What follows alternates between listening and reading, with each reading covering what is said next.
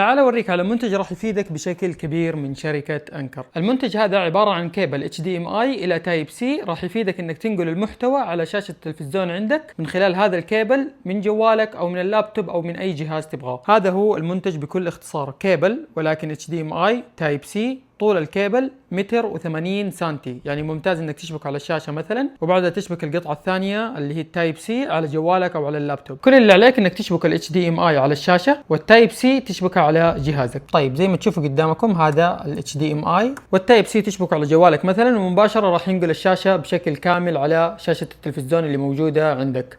او اذا فتحت مثلا يوتيوب على سبيل المثال، خلينا نفتح مباراة، فمباشرة راح ينقل لك الماتش او الشيء اللي انت قاعد تتابعه على الشاشة اللي تشوفوها قدامكم. طبعا المحتوى اللي راح ينقله على الشاشة من خلال هذا الكيبل راح يوصل الى ال 4K. طيب جربنا الجوال، الحين خلونا نجرب اللابتوب. وهذا اللابتوب من نفس الكيبل نقلته على الشاشة مباشرة، والحلو فيه ان تقدر تختار اكثر من شغلة، تقدر تخليه يعكس الشاشة نفسها على شاشة التلفزيون او يكون شاشة اضافية بحيث انه تقدر تشتغل على اللابتوب وهنا في شاشة اضافية تسحب الملفات وتفتحها هنا، يصير شاشتين مع بعض. وبالشكل هذا مثلا اول ما اسحب هذا الملف، شوفوا اول ما اروح على هنا خلاص مباشرة راح يظهر لي من هناك، فانا اقدر اجي اضيفها هنا مثلا وافتح، خلاص كده بيفتح معايا صفحة ثانية على الجهاز من خلال الكيبل، وتصير شاشتين لللابتوب بدل ما تكون شاشة واحدة.